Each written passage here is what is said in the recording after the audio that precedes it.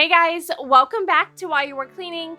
Today I have 3 high-end fall DIYs to share with you using all Dollar Tree products. I really love how these 3 DIYs turned out, and I hope that they give you some great ideas to use in your own home. I think this is going to be my last fall DIY video before I move into some Christmas DIYs. I also want to put together a Thanksgiving tablescape using all Dollar Tree products, so keep an eye out for all of those in the future, but for now we'll get into these DIYs. I'm going to start off today with a candle DIY using this pumpkin-shaped trinket dish. They had these in white and then orange also this year. And obviously I'm going to be using the white one, and I'm going to be melting one of these tall pillar candles. You just have to set it right into a pot of hot water. Make sure the hot water comes up as far as you can, and you might have to cut it up a little bit to get it to completely melt. But once you do have it melted, you can pull out the wick from the center of the candle. Just pull it right out of that melted wax. And then you can just add some hot glue to the bottom metal piece of that wick and press it down into the bottom of your trinket container.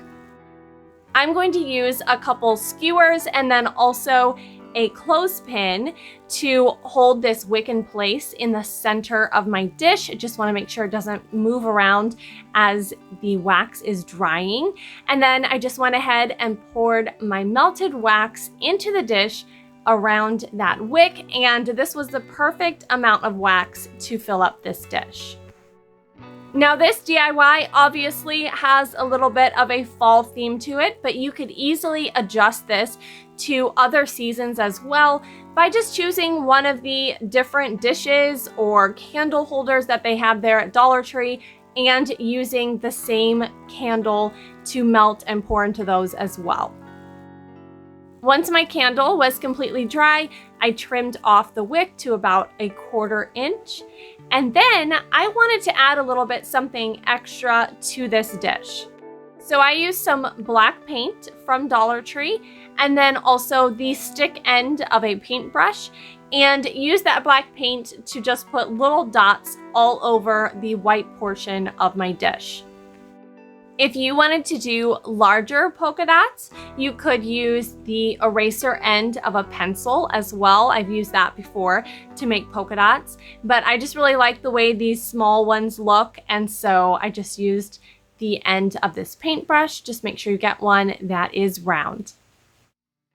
I added those to the lid, and then I went ahead and added them all to the dish part of my candle as well. And I'm adding these very randomly. There's not really any pattern to it, so you can just play with it, have fun, add as many or as few polka dots as you would like.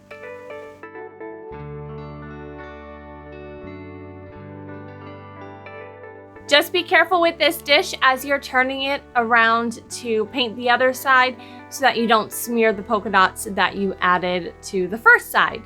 And then once I got them all added to the sides like I wanted, I set the dish down and added a few to that top rim as well because I noticed that was a little bit sparse. So here's how it looks, and then all of the dots on it are dry now. You can see how cute this really turned out. It was a nice cloudy day here, so I was able to light this candle and show you what it looks like. Those white pillar candles do not have a scent to them, so if you're looking for something with a scent, I would suggest melting one of these smaller mason jar type candles that they have there at Dollar Tree and just melting a couple of those and adding those into one of these instead. Here's how that candle looks all finished in some better lighting. Again, I really love how this turned out. I just think it looks so cute with those little polka dots on them. They add a really nice touch to this finished candle trinket container. And of course, if you didn't want to do a candle, you could also just add some polka dots to this container instead. I found this 3D wreath form at Dollar Tree, and this is the 10-inch one. They also have one that's larger. I'm going to use this smallest ring from that wreath form. You can see it has the 2 loops on it, and we're going to be making a lampshade. Next, I took an 8.5 by 11 sheet of cardstock paper and I folded it in half lengthwise and then cut it right down the center. So I had two pieces that were 4¼ inches wide by 11 inches long. And then I went ahead and cut another sheet in half as well so that I could have 3 pieces of paper that were the same size. You could also grab a piece of poster board from Dollar Tree to make this lampshade part as well, but I just had this cardstock on hand. So I hot glued those 3 sheets together, and then I need to make them the same size as this ring. So I was just kind of testing out to see what size I needed, and then I cut some small strips of this cardstock paper and I glued them to the outside edge of the ring. And then I'm going to use that just to help hold the ring in place so that it's not moving around when I go to hang this up. As I worked my way around attaching the ring to the cardstock pieces, I just hot glued those little pieces down, and that just helped hold the ring in place at the top edge of my paper. And then I also used some hot glue along where the ring met the paper, and then just worked my way around this whole lampshade that way. Made sure to hot glue down all 3 of those little pieces of paper that I did. And then once it was all finished, I just closed up that last seam with some hot glue.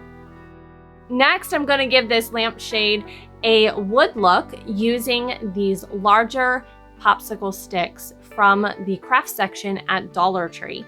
And so here you can see my lampshade shape, and I'm going to set this up on top of this book, and that'll make it so that my wood pieces are centered on the side. So this book was just the perfect height to lift my shade off the ground so that I can touch these wood sticks to my table, but then they also stick out equally on both ends. So you'll have to try out a few books or a few different things to lift up your shade so it's to the right height.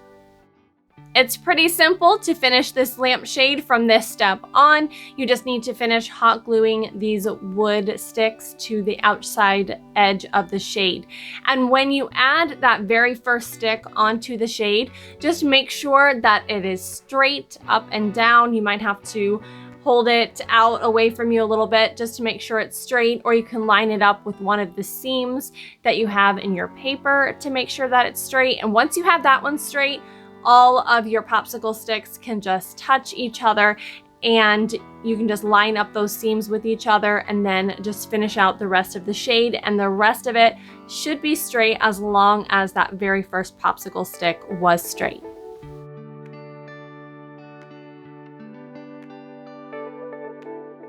You saw the finished look of this shade at the beginning of this video, so now I'm going to be making the smaller shade that goes on the inside of it.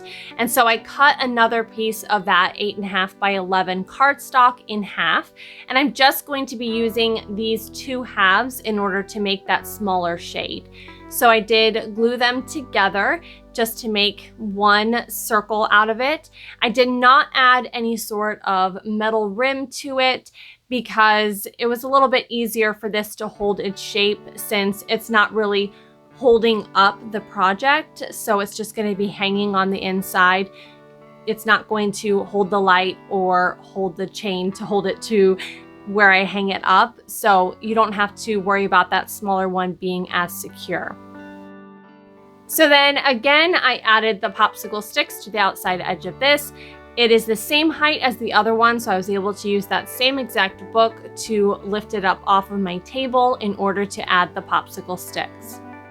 I did end up using about a package and a half of popsicle sticks to finish this entire project. Now, some of the popsicle sticks are not very flat. You'll have to lay them down on your table so that you can see whether they're laying flat, so you know they're not going to look funny when you add them to your shade.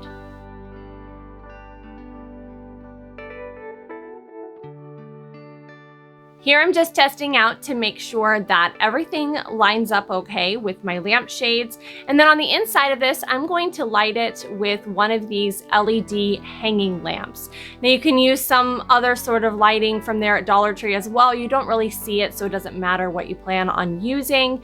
And then to hold that lamp up, I'm going to use a skewer, and each end of the skewer are going to go into these little loops on this wreath type hanger that I have.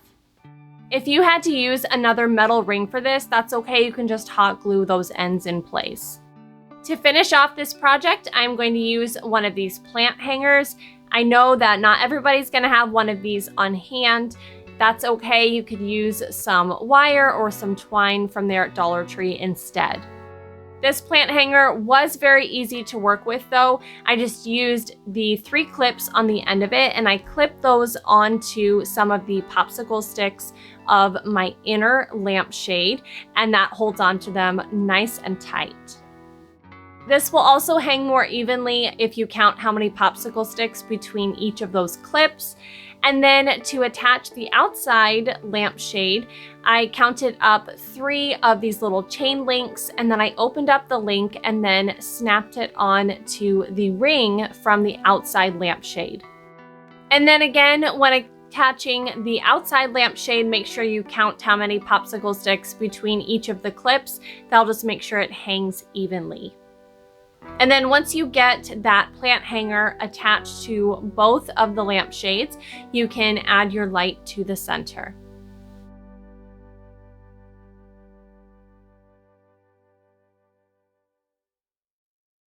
Here you can see that finished project, and I really love this. I love the natural wood look, but you could stain these popsicle sticks as well if you wanted it to have a little bit different color to it.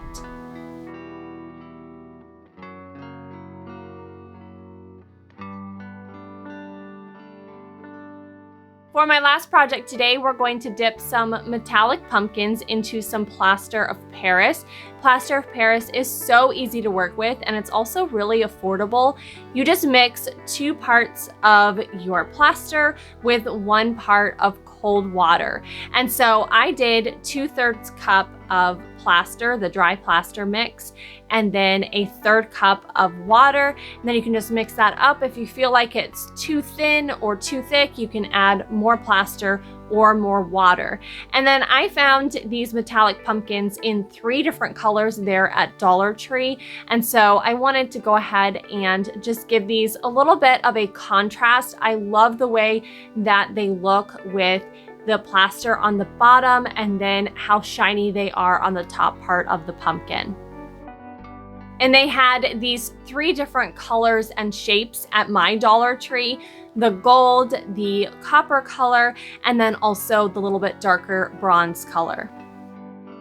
And that was a super simple DIY. The plaster dries pretty quickly, and then you're able to just add these into your fall decor. I really hope that you all have enjoyed today's Dollar Tree DIYs. I know that I enjoyed putting them together. Again, if you want to keep up to date on all of my videos, make sure to hit that subscribe button, like this video, comment down below, and let me know which of today's DIYs was your favorite. Again, thank you for joining me for today's video, and I'll see you guys next time. Bye!